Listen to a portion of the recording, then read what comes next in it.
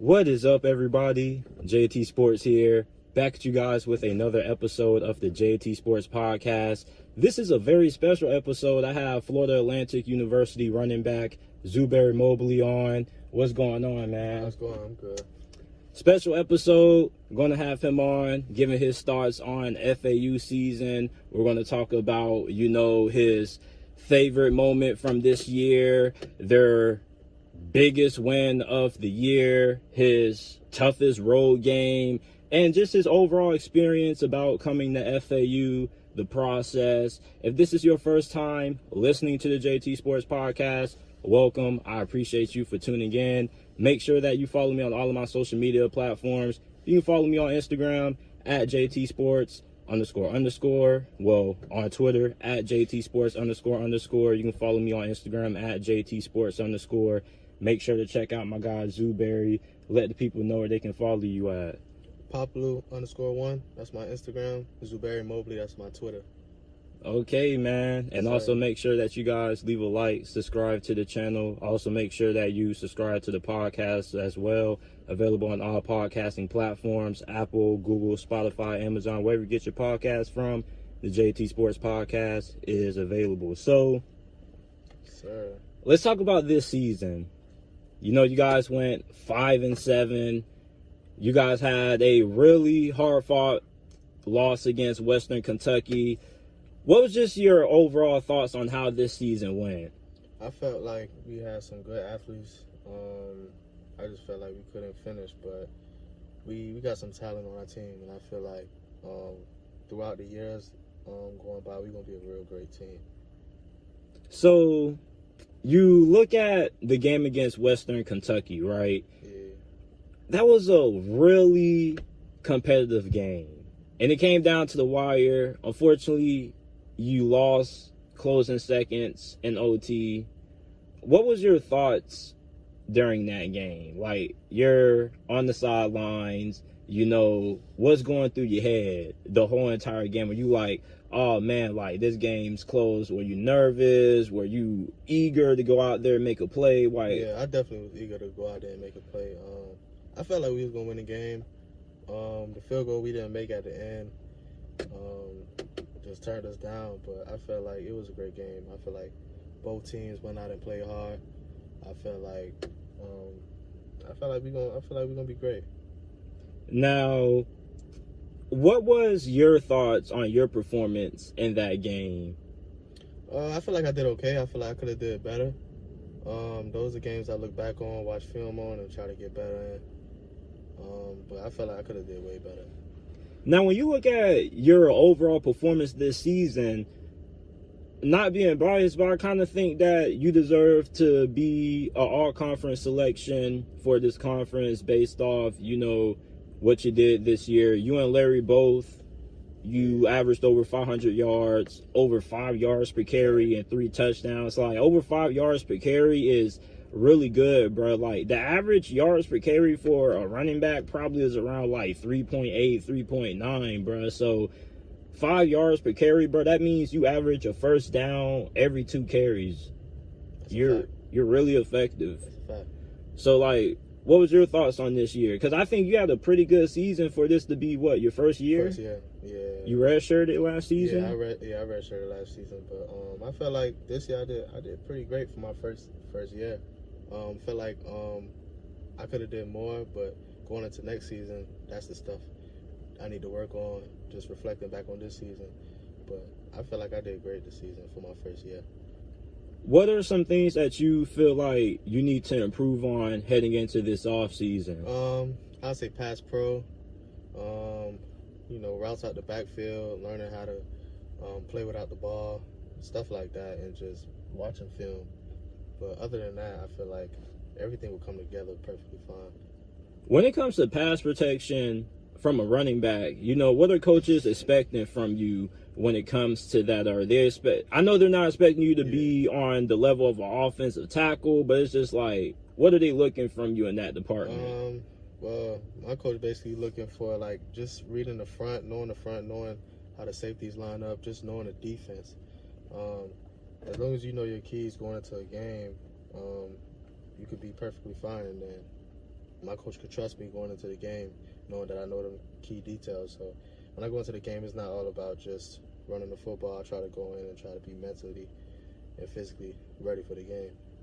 Now, when it comes to reading defenses, it's really interesting that you mention that, because you don't often hear people talking about running backs having to really understand the fronts, especially when it comes to reading safeties, because that's more something that quarterbacks and receivers have to worry about. So, like, why is it important that you pay attention to what they're doing in the back end?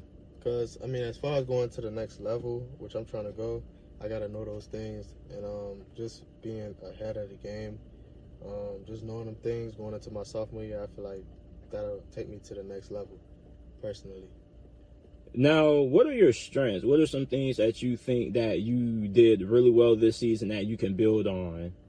I could say catching the ball, my hands got better. My vision, running in between the tackles. A little bit on pass pro, but I feel like when I bring everything together, it should be fine. But those things, I feel like that's something I pretty much mastered already. Man, they need to get, once you get that route running down pack and they can put you there in the slot, bro. Oh yeah. I think you only had like 8 receptions this year. Yeah. That definitely can go up next season. Definitely. As a running back, I want to get a little bit of some one-on-one with you when it comes to that position.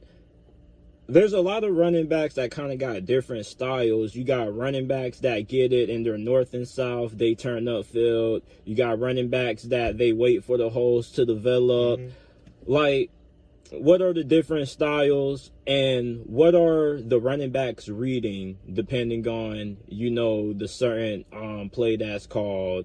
What are you reading, like the defensive tackle?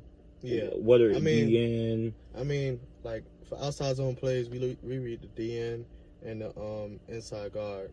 For inside zone, we read the linebackers, the 2 play side linebackers. So when I go in a game, those are key details I'm looking at. I feel like I have a shifty type of running style. I could be shifty.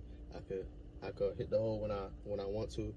I feel like I could do everything. I just got to put everything together, knowing my key details and just going forward. So, like, if there's a young running back out there that's watching this and he kind of needs help when it comes to getting better at, learning how to read these linebackers and knowing when to bounce it outside, when to keep it in, like, are there some keys that you look to when it comes to the linebackers? Like, what does a linebacker have to do? What movement does he make that forces you to keep it outside or forces you to take it in when you're running outside zone and when you're running trap inside? Yeah, I mean, it depends. When you have a linebacker that move fast east to west, you'll want to go north and south as a running back, because the faster they are, the less strength they have, in my opinion. And if you got linebackers that come down north and south, you should get outside. That's just how that's easy. That's how easy it is for me. So I'll tell the young youth to just look at those and then just key into the details, whatever your coach is telling you, and just work on your craft. You'll be great. What was the toughest road game that you played in this year? And describe what made it so tough, how the fans were, how loud it was, and just the overall atmosphere of the stadium. I would say Ohio. I would say Ohio because I felt like we went into that game thinking we was going to beat them, but they was pretty much a tough team in my opinion. But they were definitely beatable. But they just came out and played their tails off.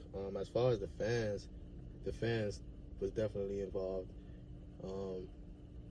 But we just gotta be better on the road. I feel like we're gonna do that going into next season. So, like, how loud was it? Was it shaking? Oh yeah, it was definitely shaking around the first half, damn near the whole game. So So it's like when it's shaking and you're on the field, Yeah. how is that? Like what? Well, I just try to remain calm, especially when I watch all the greats and what they do. I just try to remain calm, stay in the game, and know my details so I could perform at a high level. So when it's shaking, it's like, is it difficult? Like, how does it affect you in game when the crowd really gets into it? Does it make it a little bit harder to make your reads? Is it? It could be a distraction if you let it, but me personally, I don't let it distract me. It used to be a distraction, but I don't let it distract me no more because I already know what they plan is to do, get me distracted. So I go out there, I play my game, I lock in, take my deep breath, and I play the game, play ball. Now, another road game I want to ask you about is Purdue, because that's the biggest stadium that you guys played at on the road this year. Now, I know that place was loud. Oh, yeah. Can you describe the experience playing on the road at Purdue? I'll say, I'm not going to lie, I'll say Purdue probably was one of our toughest games, too. But their fans was pretty loud. I felt like they was beatable as well, but their fans it was different, especially with their conference. Being at their conference on their field, it was just a whole different level. But I felt like we was no different. I feel like we could go out there and beat teams like that and beat any other team like that. So when you think about the crowd noise, like how does it affect you when it comes to not starting early, getting false start penalties? Yeah. How do you avoid that? I feel like just being focused. I feel like when you let all of that type of stuff get into your head, you do stuff like that. You go off sides, people not lined up right. But as long as you just, go on the field, know what you're there for, know your purpose, and you go out there and do your job, then I feel like everything will work out for itself. Now, what's the difference between, subpar home field advantage versus like extremely advantage home field advantage? I believe I'm not gonna lie, I'm a strong believer in that. I feel like when you're at home, you get, you're gonna get calls, you're gonna get certain calls your way.